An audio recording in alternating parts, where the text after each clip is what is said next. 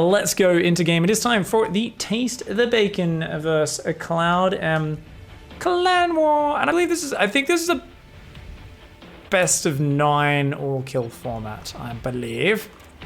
I do believe. I do declare. Right now. Yeah. Bumpity. Just bump in Wobulator, the clan manager, let him know we are going to be clanning this. We're going to be clanning this. I will be casting this. Guys, down here in the bottom right in the purple, representing CloudM, it is Endless TV. Best of 1 all kill format. Up here in the top left, representing Alpha, representing CloudM. Looks like they got themselves a Merc to start things off. Wait, no, so sorry, this is our Merc to start things off, I mean. It is Alpha X Soma. I believe, I'm not sure if this is just a one-off, or is Alpha X in general like a brother or a sister clan, or whatever you call it, a cousin clan. Soma, his pig pan? Why has he got an Alpha X D clan tag? But he's an EU, oh, he's an EU player, so he joined a meme clan on NA. Okay, no worries, that makes sense. That's it, I was like, isn't Soma, I was like, did Soma leave and go to another clan and still mercs for us? So it turns out Soma is playing for Taste the Bacon here. And this is going to be a TVT to start things out. So I don't know exactly what skill level every player will be looking at if both players were just doing like a diamond to GM. And I think in the past it's been, you'd kind of have like 2 diamond players, then 2 masters players and a GM. And you'd kind of start at the bottom and work your way up so that it naturally tends towards this, you know, reasonably even matches. But sometimes you do have an upset and a diamond kills a masters or a masters kills a GM or something. Yeah, it's 2 diamond, 2 masters, 1 GM. Normally. But because I think I was going to be playing the ace match and then we couldn't schedule it because the other guy was getting home really late. I think we ended up just changing it to a best of 7? Or is it still best of 9? Or best of 1? Let me know. Anyways, Reaper comes out. Uh-oh, Endless TV staying here a little bit too long. Not a big fan of the pink-purple color combo. Oh well. I think we should be able to tell the difference. The purple's pretty strong. The SCV does hang around a little bit too long, does get focused down. It is a 2 on each gas opening, so Soma does want to go for a nice quick command center here in the follow-up. That Reaper's a little bit far back. Now that could be bait. If this Reaper comes down and gets the first shot, that could be really good. Udirect. Is he going to stay for it? No, he's going to pull back. Good move by Endless. Doesn't overstay his welcome. Soma actually even pulled the SCV into the fight, hoping to add a single drill to win the Reaper versus Reaper duel. Back at home, much faster expand down for Endless TV, who is going for a... I think it's a Reaper Hellion. I think he's just going to swap the barracks and the factory around. So yeah, he's going to get a bunker. A bit of insurance, because you've delayed your tech so long with this build. Like, your factory is not even done. Other player already has Hellions popping out. It can be very dangerous. And in fact, is that a... Oh my god, how many Reapers are we going for? Oh no, that's a purple Reaper. Okay. It's a 3 Reaper, 2 Hellion. I thought that was pink Reaper. Ah! Does anyone know the hotkey to change colors? On this overlay, I don't have the button. Normally I press the button next to the minimap, but on Game Hard, I don't have that. It'd be cool to make them blue and red. Arjun, thanks for the 29-month resub, man. Appreciate that. So guys, for those of you just tuning in, this is a clan war. My clan is Taste the Bacon. Doesn't have the clan tag on here, yeah, essentially the whole idea behind Taste the Bacon was I felt like there was way too many people several years ago hanging out in my chat who would ask me questions about how to improve, which I welcomed, but it felt like a lot of them weren't improving that fast and would often come into chat with their frustrations. They would often come into chat clearly, you know, saying, well, how do I stop a cannon rush? And I'm like, well, yeah, you know, you go practice against them. They'd be like, how do I practice? And I'm like, well, you play against someone who cannon rushes. You're like, well, how do I know I'll get Protoss on the ladder? And I was like, well, why don't you ask your practice partner? And they're like, what's a practice partner? Like, well, maybe you should ask someone in your clan. They're like, I don't have a clan. And I was like, wait, you just queue up the ladder on your own in isolation? You never talk to anyone inside the game? You don't have any friends outside of Twitch chats? They're like, yes. And I'm like, isn't that lonely and depressing whenever you hit like a wall in your improvement and you want to practice something, you want to try and get better and better? Like, don't you want to have people to share your wins and losses and to practice with, and they can give you advice on how to get past certain barriers in your play and improve and have fun, and also play in some competitive matches here and there to add more meaning to your experience, so it's not this like lonerific ultimate Nigel experience of no friends? And people are like, yes, that would be fun, but where would I possibly find a way to do that? I just sit at home, StarCraft is about me sitting in a dark room on my own, ignoring my family and my wife and children and hiding from them for 3 hours until I get very angry after losing 5 games and then feel like shit. And I was like, oh no, lots of the StarCraft community is playing the game wrong. So I was like, hey, we're gonna make a clan, and the whole thing is let's give people community, let's give people partners to practice with, people they can vent to when they need to, people who can help each other out improving.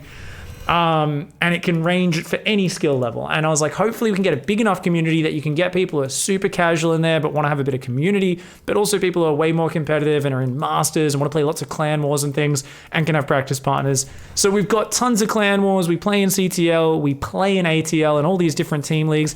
And it just adds a bit of community. And I find people, once they join the clan, they tend to improve very quickly. They have a lot more fun with the game. And they tend to play a lot more fun, exciting clan wars and meaningful matches. So that originally was the way I created it. To hold to that, the joining requirement is you need to both enjoy StarCraft and not be a dickhead. So it's pretty hard. Most of you idiots in Twitch chat would not be allowed in the clan. It's pretty tough requirements, but yeah, it's awesome. I'm hands off. I don't do anything with the clan. It's literally like I just advertise and cast a clan war every now and then, and try to pimp out the community, and every now and then I'm like the queen. I have ultimate say, technically, but like I would never use that power unless I really had to. Like if people would revolt, like technically the queen is the ruler of Australia, right? The English queen. Not really though, but kind of. So I'm like a figurehead, I'm like a mascot, right? I advertise, I dance, I talk about the games. And I don't know, if everyone starts like being really racist, then I'll step in and take control and kick who needs to get kicked. But since we haven't had any issues like that, it's pretty chill. And I basically am just the mascot. There's some amazing clan managers like Wobulating. And if you guys hop into the Discord general chat, you @ clan manager, as Wobulating's explaining in chat, you can get one of the clan managers in the Discord to, let you know about the clan, answer any questions you have, and invite you in if you'd like. EU and NA are the most active divisions. However, Yama Pickle, one of our managers, has recently moved to Korea. So if anyone does play the Korean server, he would be very happy to have some more friendos over there. So guys, get in on it. Thank you very much for hanging out. And sorry I haven't really been casting this first game. It looks like we are about to see the action. Both players have played very defensive. A few more SCVs here for Soma. Soma's got 2 Ravens against no Ravens of the opponent. Now, Ravens are amazing if you actually know what's going on. But right now, Soma making the classic mistake of having no spotting units in the middle of the map. These Marines, I don't know if that's enough of a tell. Soma has no idea what's going on, and we're gonna have a double drop and a siege up from the low ground. I mean, they don't really cover this, but even this double drop could do big damage. I mean, Stim is not on the way because this is, of course, a mech build for Soma. Soma can just siege some tanks up. It should be fine, but ooh, I feel like this was so risky. This could have gone a lot worse. Nice interference matrix. Ooh, all those Marines get shattered. Very well done by Soma. A little bit lucky though. A little bit lucky for Soma. I think a lot of people feel like these watchtowers give you a lot more vision than they do. You've got to have spotting units in the middle of this map.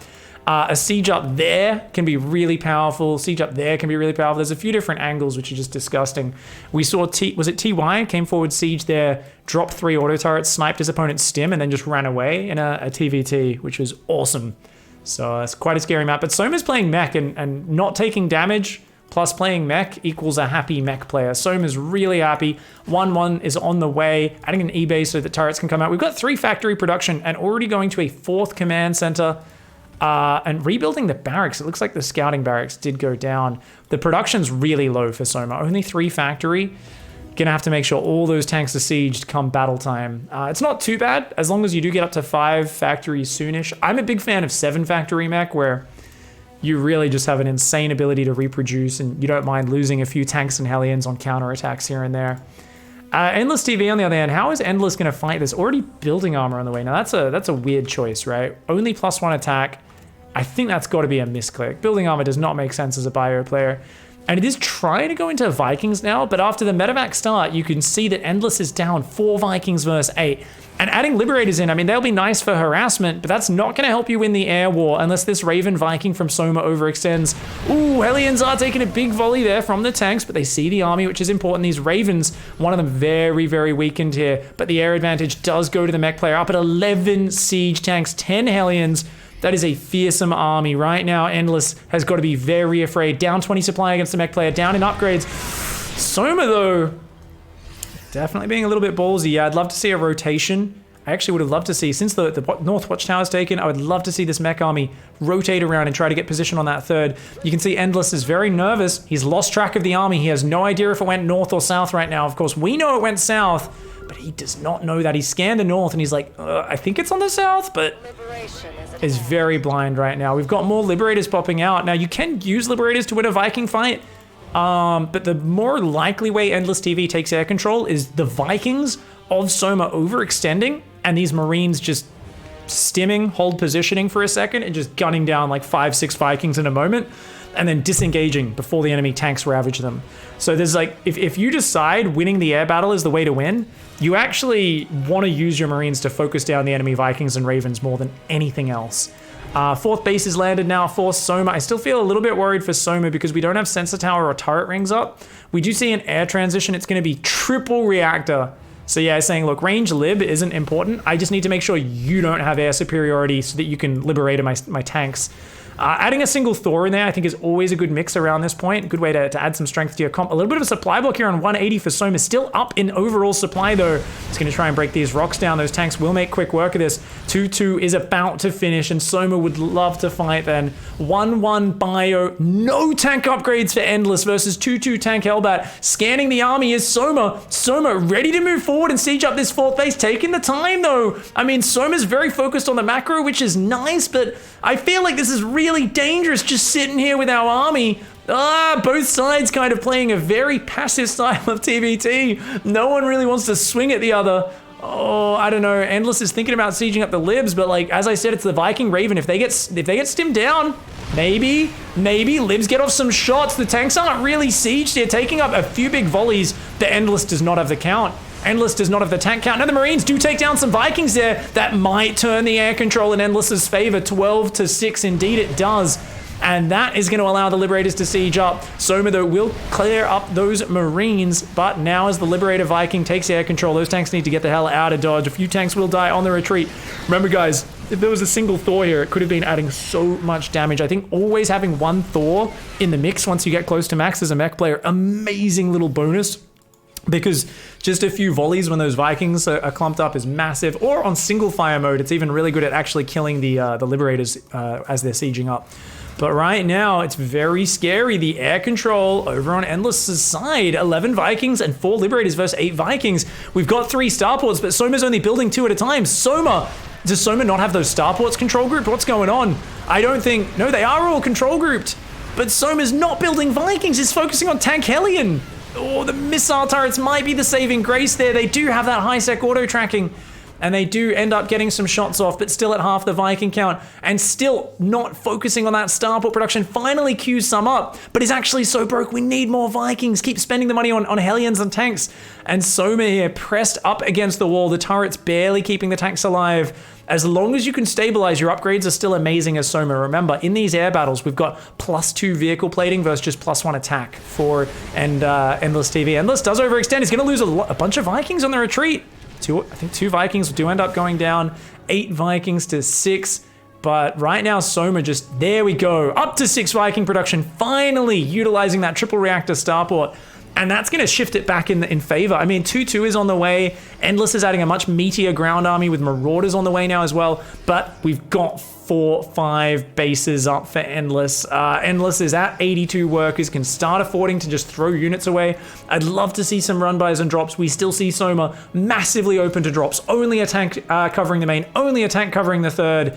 So I definitely think Endless missing out on Liberator Harass, missing out on chances to drop Harass here, but nonetheless in control of the game and with a gigantic mineral bank.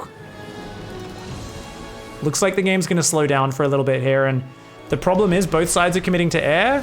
Endless is actually the one adding the Thor. Big fight's going to come on down. The Liberators using their splash damage, but that's a lot of tanks, and the Marines start to evaporate. We see the Viking count almost dead even for both players.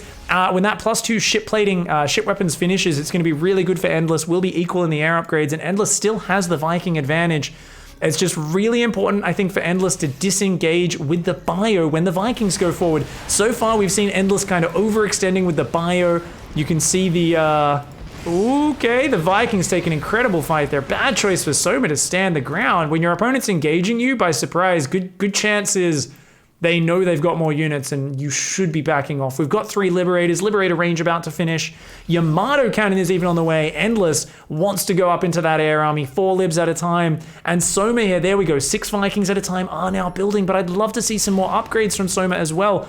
Both sides here are controlling their Vikings with their main army group. In the case of Endless, it's just an F2 control. With Soma, it's Vikings with the tanks and Hellions. I'd love to see these Vikings used independently of the army a little bit, as the rest of the armies are relatively simple. In this mashup, you just want your tanks to siege and your Hellions to sit there buffer for them.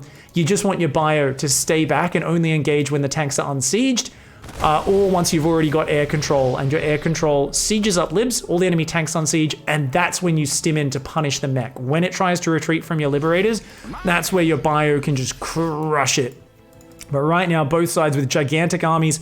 The ground army for Soma is actually just so scary. 22 siege tanks. I'd love to see some of these start splitting off and sieging up these side bases. You know, 3 tanks come in to siege at that base, because both players have so much money. It's time for them to harass the other. If they don't harass the other, it's just going to come down to one big engagement. And the thing is, your opponent's going to have a much better chance of winning that engagement if you let them just focus on it. And right now, I do feel like the better composition is for Endless. Endless is adding BCs, adding more Liberators, has a Thor to add some splash damage.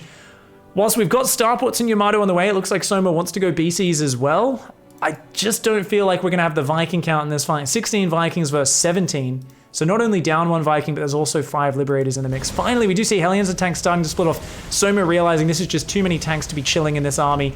And these are definitely pushes you can afford to throw away, but with no tanks sieged up, the bio is just going to be able to jump on top of it. An easy defense for Endless as the bio stims on top of those unsieged tanks, and at the same time counterattacking in the top. You've got to defend this, Soma. Blue Flame Hellions will do the trick, and the Vikings going to shut down that medevac. So both sides just kind of peeling off a few counterattacks here. But once again, guys, you can see open to Liberator harass. No turrets on any of Endless's bases. Likewise, the same with Soma. Something that always gets me at this stage of the game, if I don't have my turrets, is Liberators or drops just queuing into my bases constantly. They don't need to be very well controlled. A few of them can run into my Vikings and die, but just the one drop that gets in your backline and starts tearing up your SCVs, the one Liberator, can really throw you off balance. So definitely both players playing very well, but I'd love to see them embrace the chaos just a little bit more and look to throw the other guy off balance. Even if it results in you playing a less perfect front-on game, I feel like it gives you so much momentum in a Terran versus Terran. It's very hard to play a clean game when your opponent's constantly stabbing you in the back.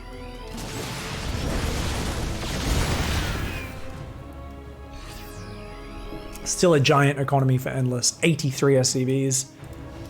That base is slightly off position, doesn't matter though. Just swallowing up the map and having air control right now. There's only 15 Marines and 5 Marauders on the ground, but that's all you need. You've got Liberators and Battle Cruisers.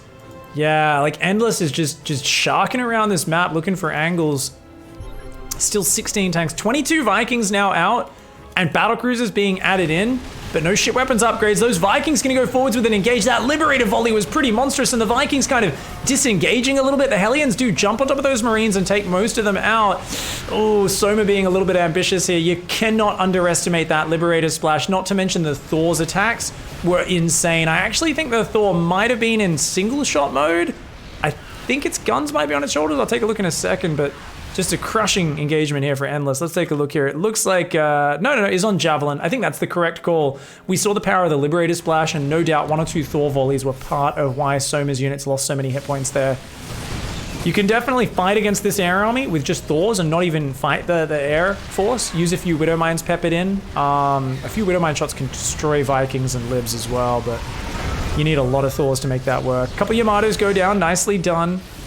2-3 air upgrades on the way for Soma. Soma going for that air upgrade advantage, but I just feel like there's been too many fights where Soma has engaged with less air units, and these fights turn sour so quickly. If you wait for the right time, it can be massive. Ooh, Battle Cruiser teleport. Nathanias time. All right, Lord Nathanias maneuver comes in on 2 bases.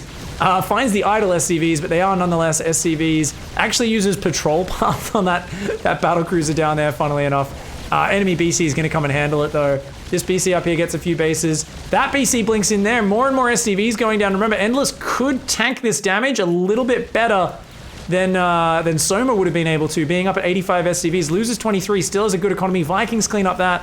Marines and the BCs come here, and Soma will lose those battle cruisers. Buys a bit of time.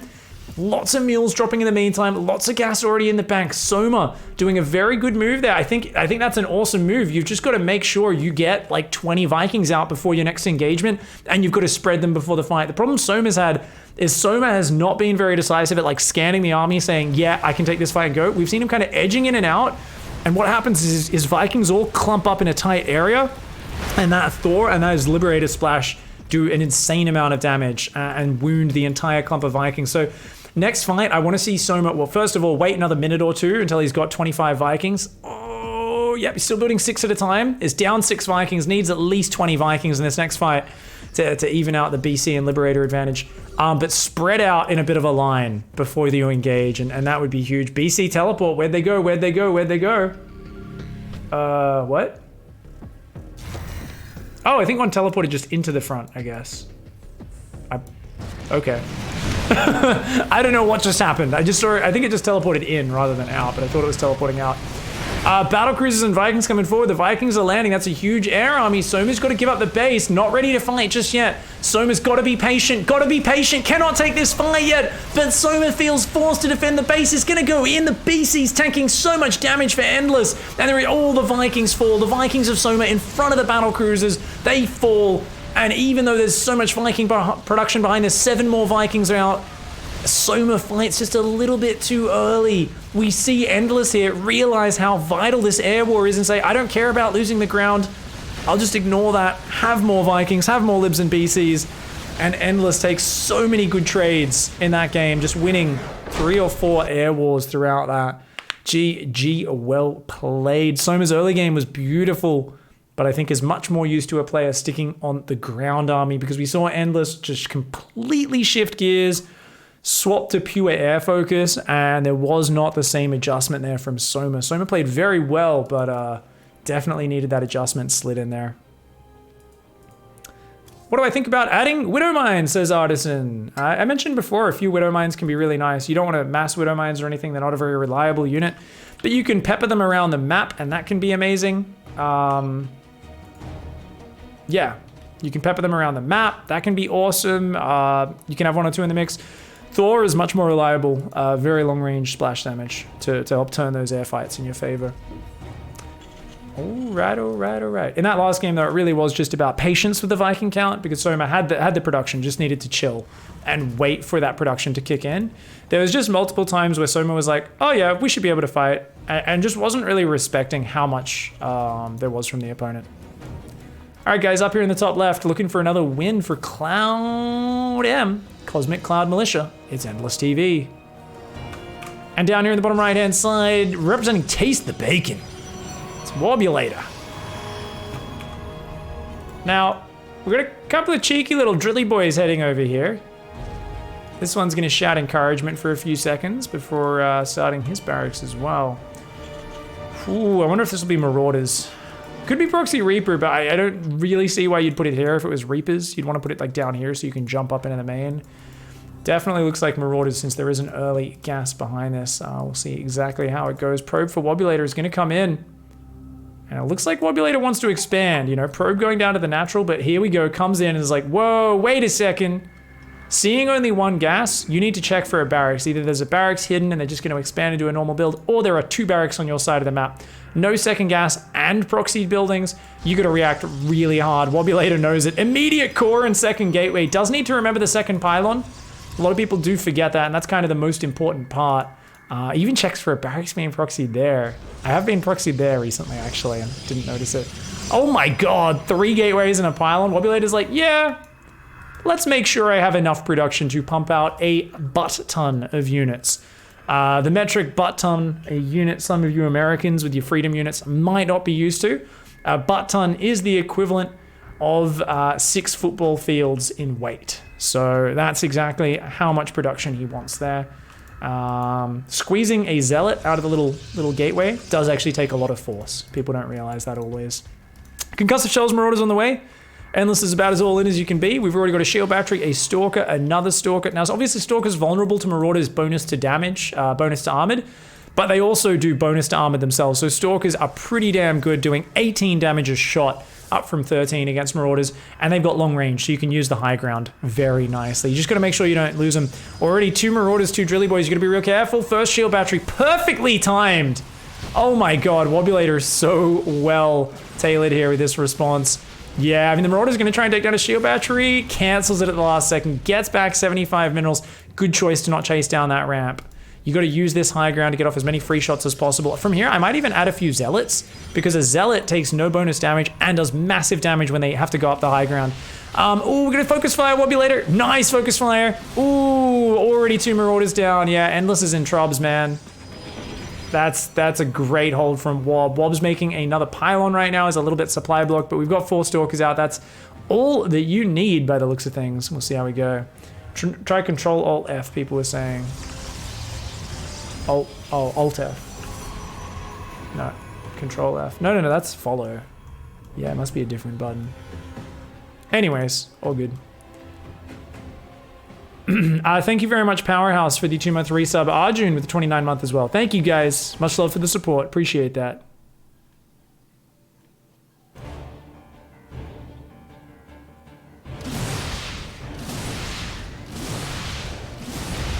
Zarkovich, no worries, mate. Much love for the support, friend. Do you guys also have the queen on the back of your coins? Absolutely, Wakato, we do. And I think right now the Wobulator needs the blessing of the queen, because that's a lot of Marauders. Thankfully, batteries are good, but they just can't heal that much damage output, but it's down to just 4 Marauders, so it looks like barely Wobulator is able to kind of kill as fast as he's being killed. I really do think a Zealot or 2 on this ramp, guys, is just epic. You get a Zealot or 2 there, it's like, they do so much damage, and it also means anytime your opponent A moves, they're wasting attacks on a light unit. So definitely my piece of advice to Wob would have been to squeeze a Zealot out at some point, but the Stalkers are doing okay. The shield battery's almost out of energy, and oh my god, it's just 2 Stalkers versus 4 Marauders. Okay, 2 versus 3, 2 versus 3. The shield batteries are completely out of energy. 3 Marauders versus 2 Stalkers. A bit of a misclick there, but Wobulator barely gets 2 more Stalkers out in time, and okay, it looks like, oh my god, as I say, another Marauder walks in. This is so goddamn close. So damn close. Oh, oh my god. 3's, okay, yeah, Warp Gate's done. The Stalker's warping. I'd like to see Wobulator chase it down. At this point, I'm like, just chase it down. Go punish. And he's actually, oh no. All right, yeah, just warp in like a few Zealots in your opponent's mineral line. That'll do the trick. Okay, good hold by Wobulator. Definitely, you know, good persistence by Endless, and actually has made this like quite close. I love the Sentry edition here. It's like, come up, come get force fielded, buddy. Zealots, yeah, 3 Adepts. Actually, Adepts works okay. I prefer Zealots because they need 0 micro to be effective. They just have so much raw damage, but 3 Adepts will do the job, man. And 3 Adepts, of course, is the count to one-shot SCVs. They're not even going to be focus fired. Who needs it? Adepts are going to take those SCVs to Dicktown. And of course, Endless is now all in. So Endless is going to try and pull the Drilly Boys across the map. And yes, just going to hide them on the other side of this wall. But I mean, what are you going to do? Try to push up the ramp desperately? Force Field says, okay, no retreat for you guys. And Sentry's being light. It just does not die. The Sentry getting so much healing. GG, well played. Very nice. Why not simply a Stargate, Voidwalker? Says Lapislaz. Because a Stargate takes a lot longer to build. You'll die to the first few Marauders, potentially, if you rush a Stargate. So, obviously, if you get a Stargate, that's nice. But it's just about getting a lot of shit. What's up, Ovian? I'm in the Cantarian Hypena. I'm in the Cantina of the Hyperion. I know how to speak words good. Yeah. The Cantina of the Hyperion. Jesus Christ, my brain. Oh my god. Alright guys, let's hop into game number 3 here. It is Taste the Bacon versus CloudM. Down here in the bottom left, our clan leader. Big head manager, boss of awesomeness. The one who tastes the bacon. It's Wobulator. Hey, that's my face. Up here in the top right, in the orange, representing Cosmic Cloud Militia, it's Boom! TT! We're just gonna call him Boom, because obviously that's like the crying face, right? Boom shakalaka. Boom shakalaka. The Cosmic Cloud Militia. Love their logo. It's adorable. For some reason, the cloud has a ring around it like it's a planet and like stars. It's great. And it's also, well, it's kind of shaped like a diamond, I guess. It's like the cloud is like the gem. It's cool. I like it. So it is going to be a TVP. Boom is going to go a Rax Gas. Going to go for an SCV Scout, our very safe Terran player, wanting to open up that way.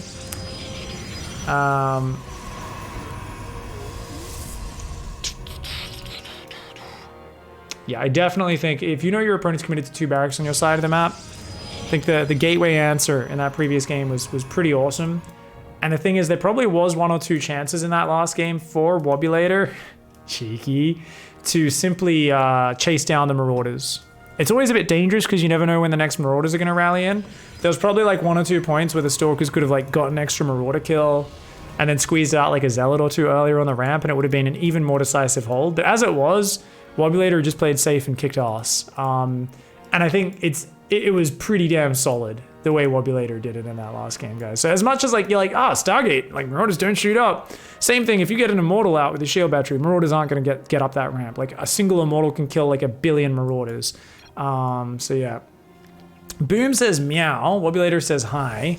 Now this looks a little bit sus, because where's the second pylon, and why is there double gas? Clearly this Protoss doesn't want to expand. What is Boom's response? Command center on the high ground. It was already a Marine first build. It's actually a little bit of a late adept here. It would have been kind of nice, I think, if a Reaper went straight across the map. This Drilly Boy apparently wants to die. He says, you know, I could go home and mine minerals for the rest of this game, but I'm sick of that shit. Mine minerals, deliver minerals. Mine minerals, deliver minerals. I know a mule's gonna come and take my job eventually anyway. I might as well die bravely drilling the shit out of a big shiny crystal. Fuck you. Fuck you, Protoss player. Wobulator's like, okay. Hey buddy, how you doing? Laser frisbee to the face. She did get drilled though. Technically the adept took a single drill to the shields. She barely felt it. She barely felt it. Bunker at home here. Factory on the way. Oh, it's a double.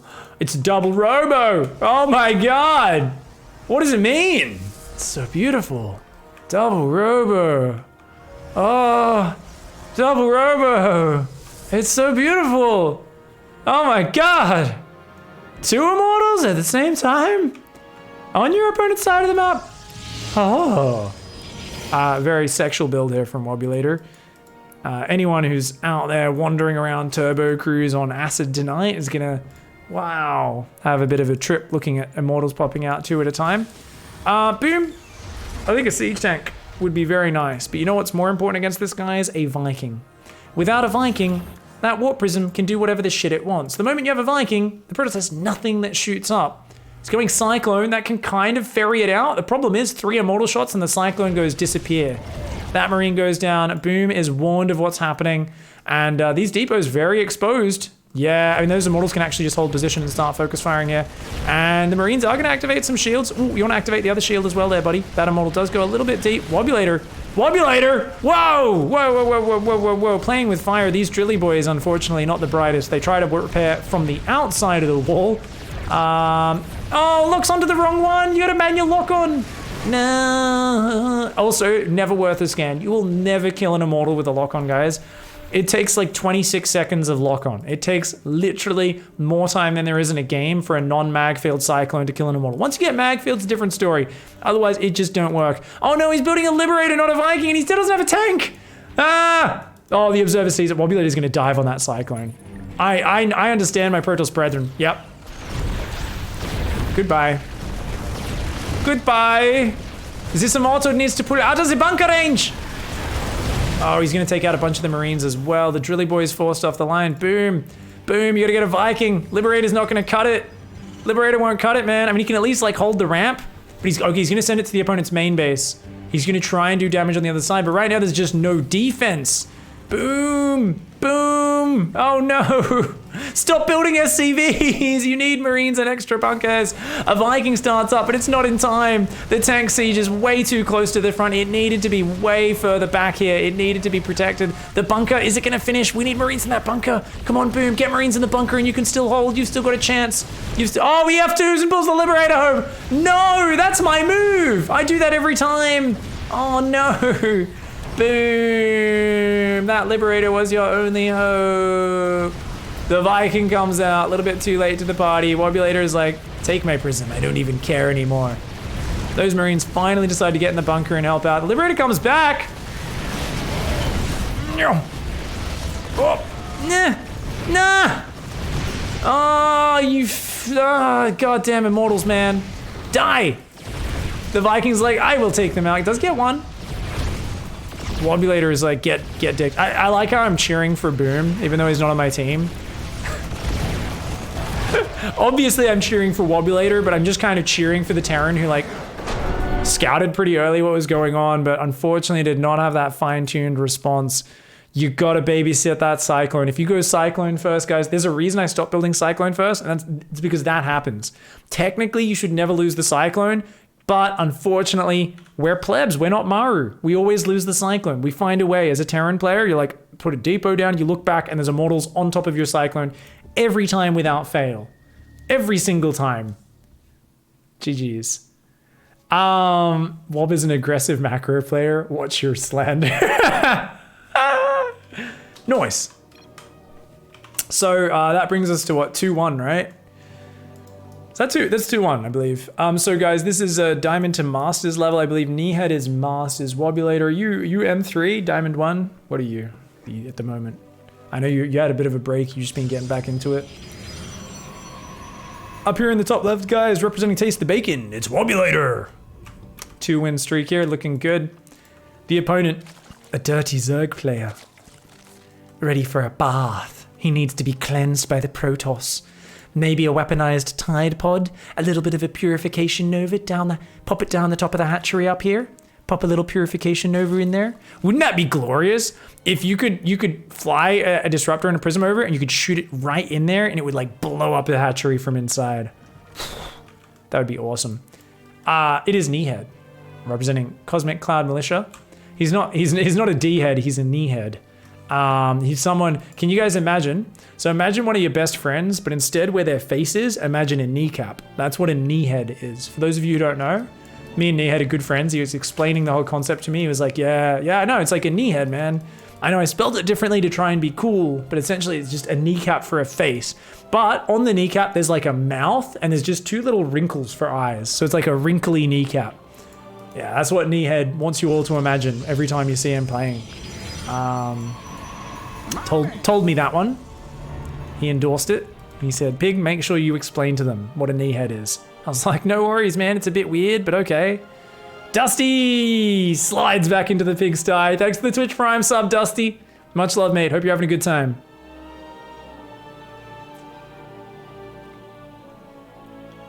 All right, so ZVP, Wobulator is doing a... Is he going to do the Robo in the back build? Is this the classic Wobulator build that broke my brain last time I cast this dude? The double Robo on one base. Oh my god, Wobulator. This is the dumbest thing I've ever seen. It's so stupid. I won like 2 ladder games using this, didn't I? I'm pretty sure I did this on my Star-Lord account and I won. I actually won games versus GM players because they were like, what? I mean, I lost a bunch of games too, but I actually won a few games with it, I'm pretty sure. Where they were just like, there's 4 Immortals in my base? Because they were like, they were so focused on getting detection for DTs and building roaches because they were worried about adepts on one base. And I like rocked up with 4 Immortals and 2 Prisms, and I was like, and they're like, well, I've got 26 roaches of 40 drones and you're on one base. And I'm like, I have 4 Immortals and 2 Warp Prisms. And I'm just like, and like, you could hear the crying without them even typing. They'd be like, GG, well played, interesting build. And you're like, aha, I know this language, I can translate that. It means, get F, you're a freaking idiot who's playing the game wrong. Speaking of, what are the... Kneehead's trying to do... Is this reactive? Is he saying, oh, let's try and cancel my opponent's natural because he's clearly going to expand because no one would stay one base because that's shit. That's a terrible... No one would do that. He's going Roach Warren, 3 Queens of Spine. Kneehead does not have any drones. Only 20... Kneehead's so afraid that Kneehead's way overreacting. This is the beauty of this build. It's so dumb. The Zerg player gets so afraid that you're like, oh no, this is a macro push. Like I'm on 22 probes, making sentries and immortals. These are like high value long-term units. And the Zerg's sitting there, not even mining from his natural, just like, I need detection. What's he doing? Where's he proxied? Where is it? You're like, no, he's just building immortals in the back of his base. Like, it's the last thing any Zerg would ever expect. He's like, is he doing a Protoss Nidus worm? Like, what is he doing?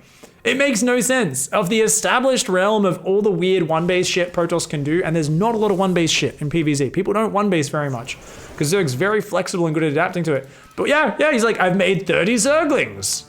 Now I'm making roaches off no economy and more queens. And like, Kneehead could still win this game, don't get me wrong.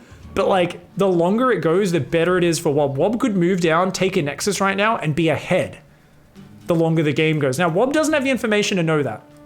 But upon seeing this base empty, probably assumes, hey, wait, you've stayed on 2 base. Okay, no third. That means there's not as much pressure for me to attack, and can just do a bit of light pressure here while waiting for more immortals. We're up to 3 immortals, 2 more about to pop. It'll be 5 very soon. Ooh, not really gonna kill anything with this first wave. Tried to take out the queen. Didn't lose any hit points, just the barriers and the shields. That's okay, not bad. And this freaks out the Zerg Kneehead, who's there. And I mean, right now, that knee brow, that's right, because remember, his face is a kneecap. It's furrowed. He's got these real deep wrinkles. He's thinking, what's happening right now? Because he cannot understand. All the wealth of experience he has as a master Zerg does not prepare him for Wobulator. Because Wobulator is a psychopath who just does crazy crap. And always has. Wobulator, this is Wob's style. I always call Wob either mega cheese, like weird build like this, or it's like real Heart of the Swarm focused. It's like, I will make 7 gateways, sentries, and force field the shit out of you with like Sentry Stalker 7 gate or something like. Oh my god, 6 immortals around, he's still building them. Oh god. How do you can't beat this army, like especially if he adds a few zealots in, just slow zealots to help chomp through the Zerglings. Unless you get the sickest around, I actually think Wobulator needs to chill and add more zealots before moving out. I like that there's a 2nd and 3rd gateway since immortals won't really be able to rally across. It's gonna be an 7 immortal push at the 6-minute mark, guys. 7 immortals. Wait, didn't I just see an 8th come out? Oh, that's a Stalker. This skin, man. I was like, that's 8 immortals. No, that's Stalker just pretending. It's part of the crew. He's like, I'm an immortal. Yeah, but you're not. Stop pretending. He's warping in Stalkers. Ooh, really need zealots against this number of Zerglings. So if the Lings and Roaches can get like enough of us around, the Lings will just activate all the barriers very suddenly. There's not that many force fields, and you might be able to get on top of this, and the Prism won't be able to pick it up. But I mean, just the raw immortal count is insane. They're gonna obliterate the Roaches, and they're gonna be so hard to kill. The Protoss damage output will not fall as this fight goes on. It will not go down. Guardian Shield, I think just force field's even better. Yeah, good force fields. A lot of the units are all stuck. They're starting to funnel through now. Uh-oh. Second wave of force fields comes down. Some units being held back, and good Prism Micro. Some Biles take out a Sentry and a Zealot, activate a shield, but he survived the first wave of Zerg, and that's the most important part, because he's still got 7 immortals. Oh no. Biles landing. One of the immortals takes a lot of hits. Oh, it does get redropped, but it gets killed upon the redrop. The Prism very low. That Prism needs to get out of there. Still 6 immortals standing strong on the field. Stalker's warping in right now. Oh my god. I would love to see some zealots. These Zerglings scare me so much, man. That Prism's gone. Nice Bile lands on that Stalker on the back. But the problem is Wobulator has no fear. He's like, dude, you've spent all your money, you've spent all your army, I've still got 6 immortals. Also, guess what? The barriers are coming back. Look at that. The barriers are coming back. The stutter step is good. Wobulator.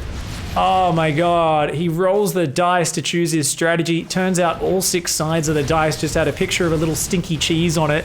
So it wasn't even random to begin with. Wobulator there just takes his opponent on a one-way journey to Immortal Village. It's a place where basically you get in fights with dudes, and every time you're about to kill them, they get picked up by a prism, which you can't even see. It's like on the horizon.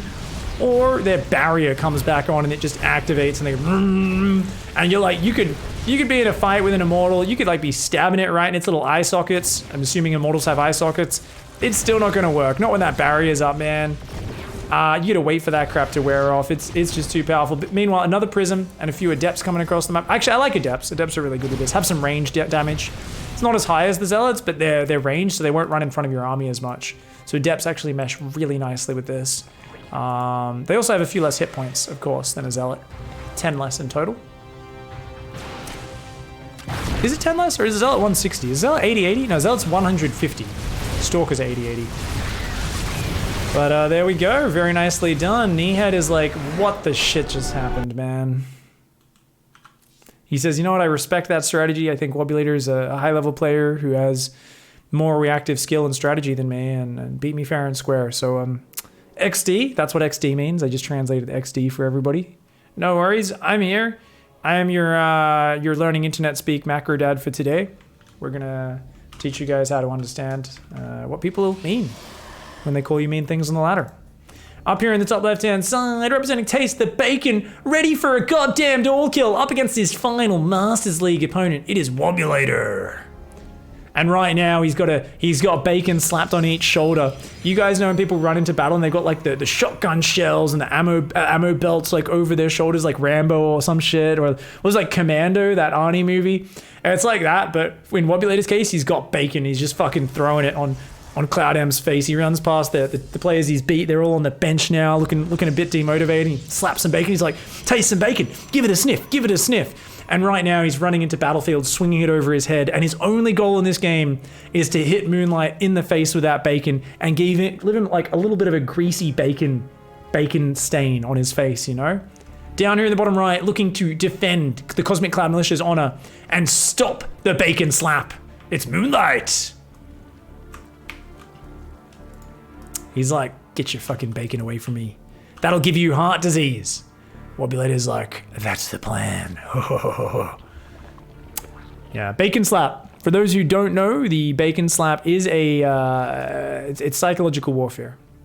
I always promote my students, my players, to use any advantage they can get. So if you can just come up and just thwonk them on the face, the big moist slap. Don't use frozen bacon, that could hurt them. It's got to be just kind of moist. Leave it out of the fridge for like an hour beforehand. And it should sound kind of like this.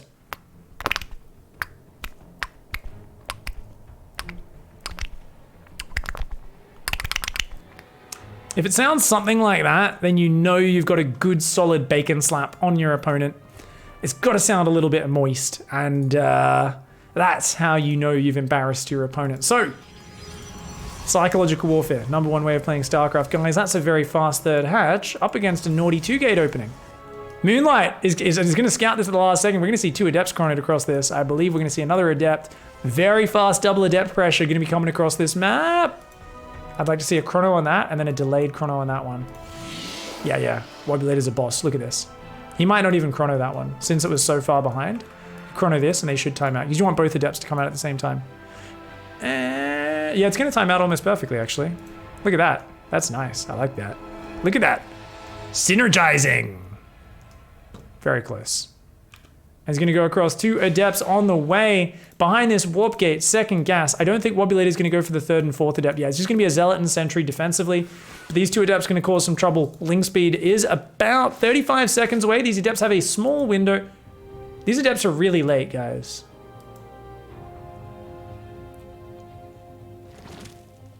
This is...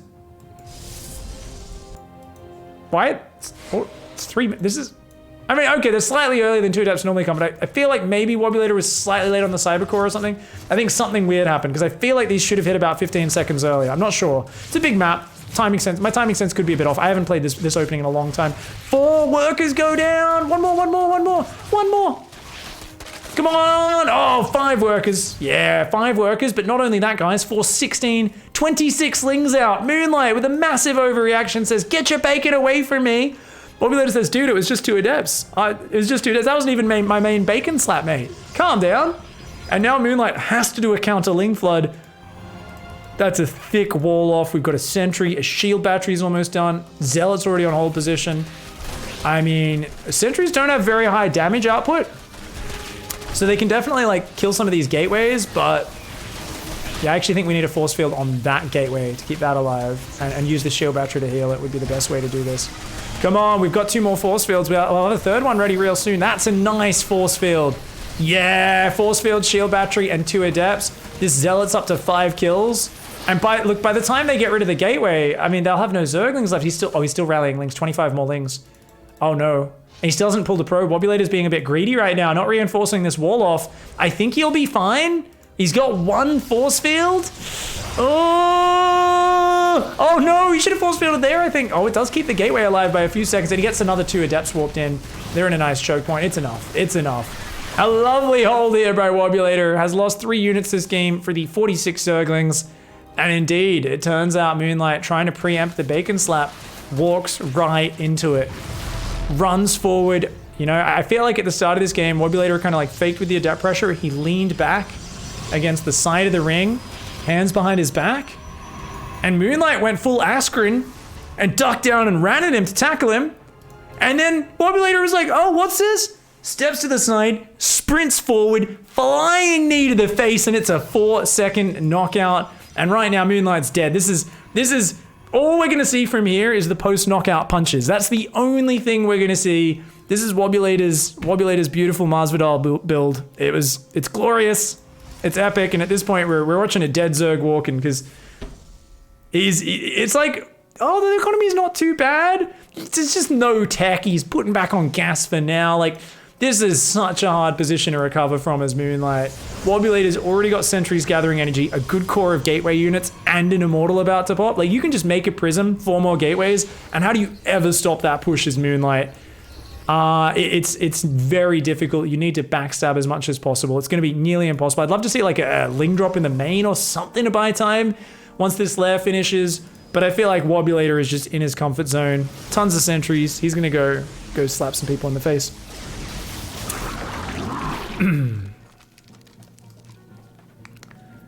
Danis Chu in chat is saying, well, you know, that previous game with the double robo in the back of the base, why not wait till 7 minutes to attack and then have 12 immortals?